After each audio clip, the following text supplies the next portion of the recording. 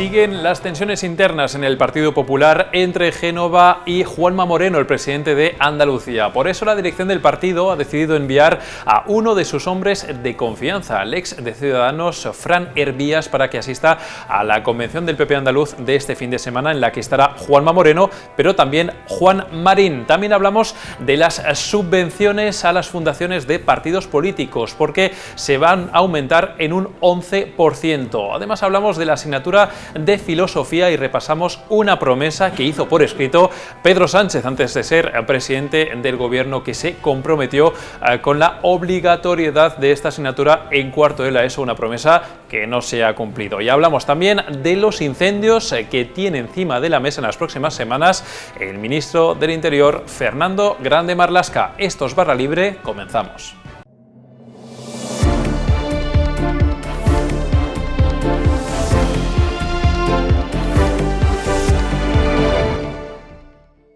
Y comenzamos esta edición de Barra Libre. No hemos consultado el mapa del tiempo para este fin de semana, pero damos por hecho que va a hacer mucho calor en Granada, en concreto en la convención del Partido Popular. Jesús Ortega, ¿qué tal? ¿Cómo estás? Hola, ¿qué tal? A ver, Jesús, hemos hablado mucho contigo de esas tensiones en Madrid, Ayuso, Casado, Almeida, pero en Andalucía tampoco se quedan cortos. Por eso el Partido Popular manda a esta persona que tenemos aquí detrás de ti, a Fran Hervías, el ex de Ciudadanos, que es de plena confianza de Génova, en este caso de Teodoro García Egea, y va a poner, digamos, las cosas en su sitio en ese binomio Marín-Moreno. Totalmente. Fran Hervías se ha convertido en el protagonista inesperado esta semana, después de los audios filtrados a la cadena SER en los que se podía escuchar a Juan Marín diciendo que era absurdo aprobar presupuestos en año electoral. Y Juan Marín, lejos de retractarse por esas palabras, lo que ha hecho es señalar directamente a Génova, a Teodoro García Egea directamente y a Fran Hervías. Hay que recordar que la relación entre Fran Hervías y Juan Marín en la época de Ciudadanos no era nada buena, y Marín le ha señalado directamente como culpable de esos audios. En el Partido Popular, tanto a nivel nacional como a nivel autonómico, han echado de menos quizá unas palabras de Juanma Moreno defendiendo a una persona que ahora pertenece a su partido, como Fran Hervías. Y la respuesta ha sido enviarle al Congreso del PP de Andalucía, pues quizá para mandar un mensaje tanto a Moreno como a Marín. Bueno, hemos hablado ya contigo esta semana de esas tensiones que hay ahora entre Génova y Juanma Moreno, el presidente de Andalucía, del Partido Popular.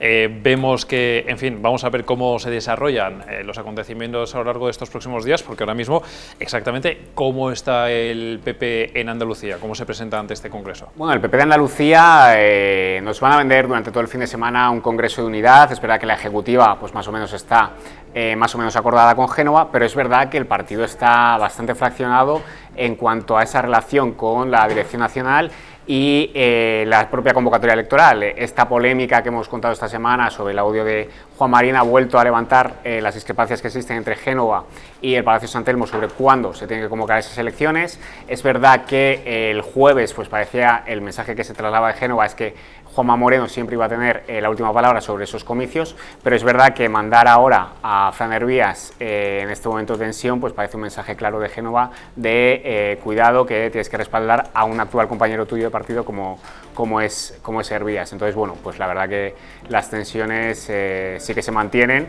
La parte más afín a Moreno también echa en cara quizá a Génova esa posible filtración. O sea, algunos incluso compran la versión de Juan Marín, que esto quizá haya podido... Del propio Partido Popular andaluz, digamos, le compran la versión a Juan Marín de Ciudadanos frente a Génova, ¿no? Algunos recuerdan que Génova era la principal interesada de que hubiera adelanto electoral en Andalucía, y dicen que sacar estos audios justo en plena negociación de presupuestos y, digamos, dilapidar cualquier opción de que se aprueben los presupuestos, pues ha venido muy bien a aquellos que querían adelanto electoral en Andalucía, desde Madrid. Pues así están las cosas en el Partido Popular. Veremos a ver qué es lo que pasa este fin de semana en Andalucía, pero desde luego la cosa se anuncia movidita. Jesús Ortega, muchísimas gracias por esta información. Muchas gracias. Y hablamos ahora de las subvenciones que reciben las fundaciones ligadas a los partidos políticos, porque resulta que se han disparado, Borja Negrete, hasta un 11% más. Ese es el dinero que les destina el gobierno. Sí, señor. Ahora, bueno, la primera ocasión que ha tenido Pedro Sánchez de aumentar esta partida de dinero que va a las fundaciones y asociaciones de los partidos políticos, pues lo ha aumentado. En 2019 era de 450.000 euros y ahora crece un 11%, estamos hablando de medio millón de euros para los partidos políticos. Vamos, no para los partidos políticos, sino para sus fundaciones.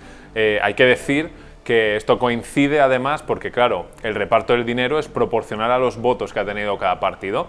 Entonces, es la primera vez desde que está Pedro Sánchez en la cual el Partido Socialista es el partido más votado y, por tanto, al que le corresponde más dinero para sus fundaciones, porque en 2019 era el Partido Popular. Entonces, lo que vemos es que, pues, mientras que al PSOE le crece el dinero que va a sus fundaciones, en el PP baja.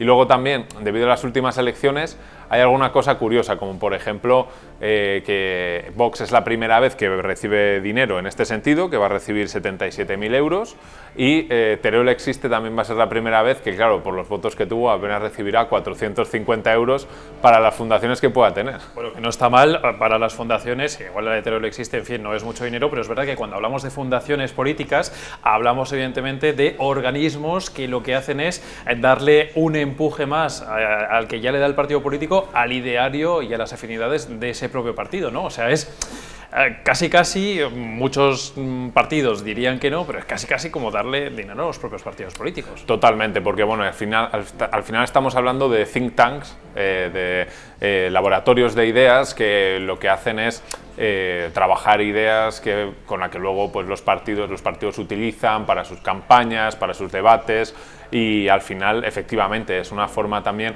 de dar dinero a los partidos políticos, porque no hay que olvidar que los partidos políticos también reciben subvenciones aparte por ser partidos políticos, y habría que sumar en el fondo estas también de las subvenciones.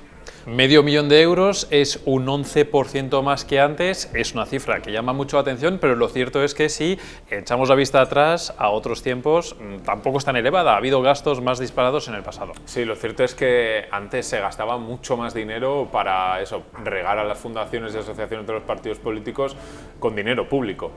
Por ejemplo, en el último año de Aznar se destinaron 900.000 euros, estamos hablando de prácticamente el doble de lo que se ha gastado en 2021. El año que más se gastó con Aznar fueron 2,5 millones, ¿vale? Pero sin duda, quien tiene la medalla de oro en gastar en este tipo de fundaciones, asociaciones y demás, es José Luis Rodríguez Zapatero. Hubo 2 años en su mandato en el que se superaron los 7 millones de euros para financiar fundaciones como por ejemplo la Fundación Ideas, que precisamente él mismo presidió y creó en el año 2008.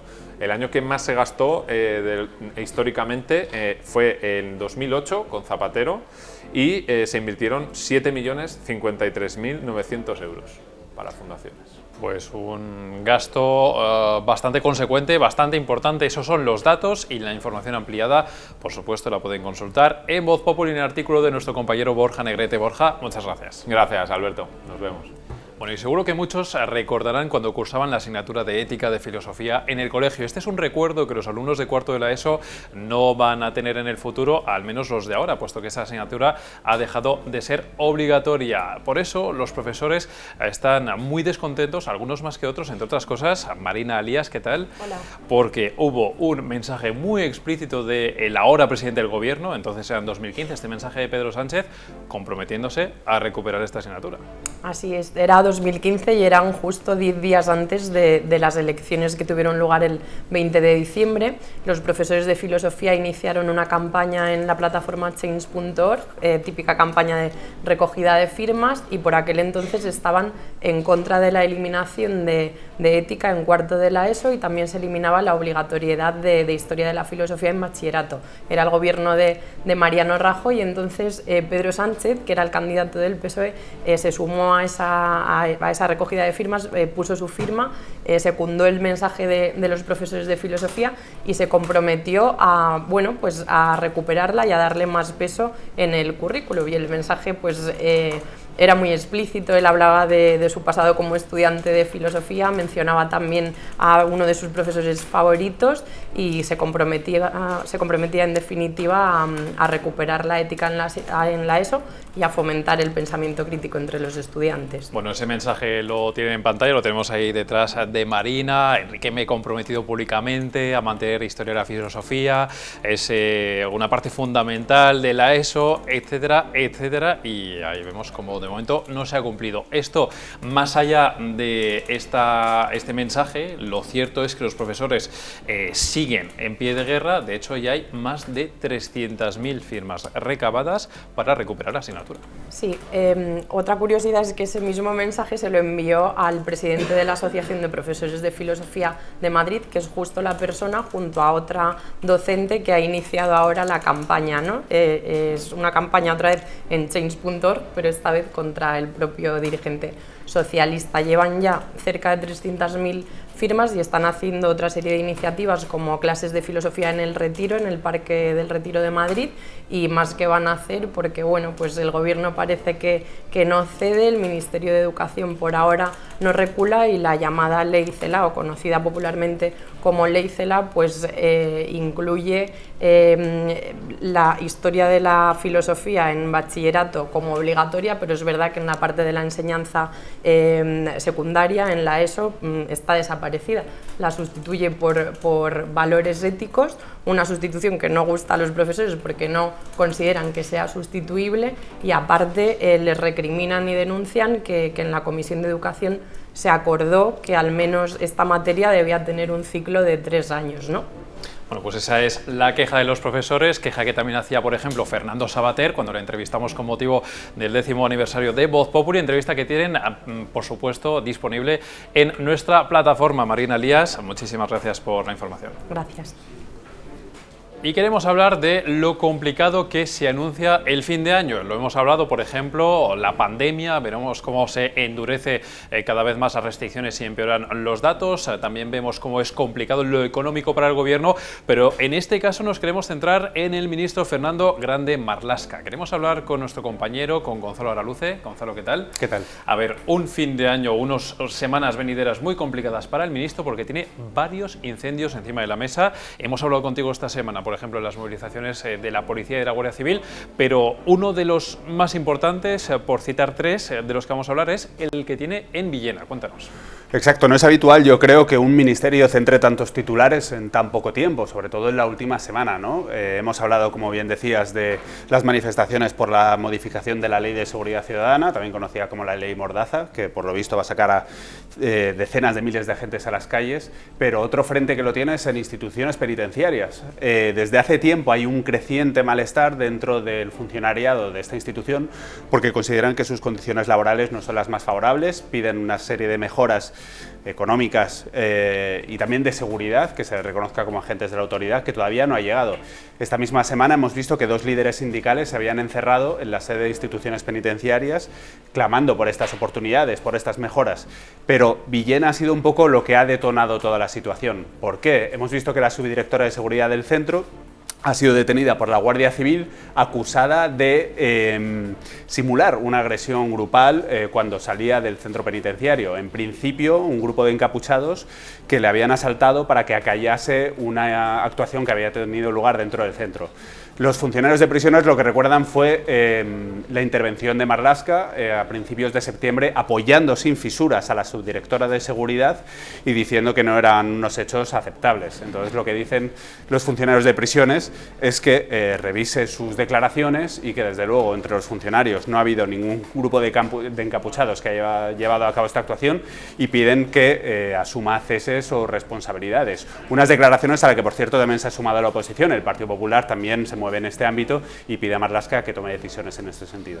Bueno, pues este es uno de los incendios de Fernando Grande Marlaska, seguramente que vaya a ser recurrente en las próximas fechas, pero no es el único, lo comentábamos, están esas movilizaciones que tiene programadas Policía y Guardia Civil en 2 fechas de este mes de noviembre, y no solamente eso, sino que también hay un tercer incendio que es el de los presos etarras. Cuéntanos.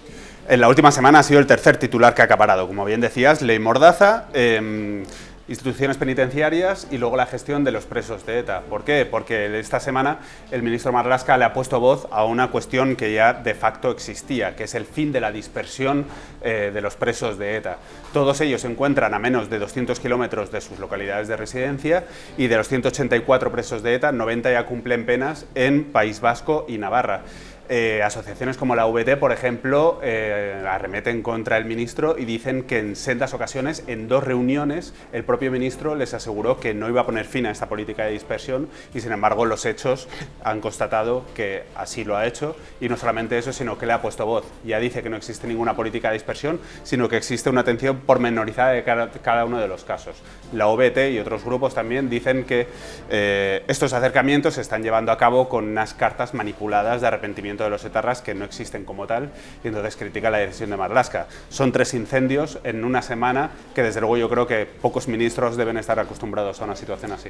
Bueno, pues de incumplimientos de palabra iba este programa. Habíamos hablado antes del de Pedro Sánchez con Marina Lías y este de Fernando Grande Marlaska, que hemos tratado con Gonzalo Araluce. Gonzalo, muchas gracias por tu información. A ti, como siempre. Bueno, y queremos despedir este programa, esta edición de Barra Libre, con las fotografías del fotoperiodista norteamericano Steve McCurry, famoso, por ejemplo, por el retrato de la llamada niña afgana. Expone estos días sus fotografías en Madrid y por eso queremos enseñar pues estos ejemplos que han marcado su dilatada trayectoria. Con esto despedimos esta edición de Barra Libre. Muchas gracias por haber estado ahí.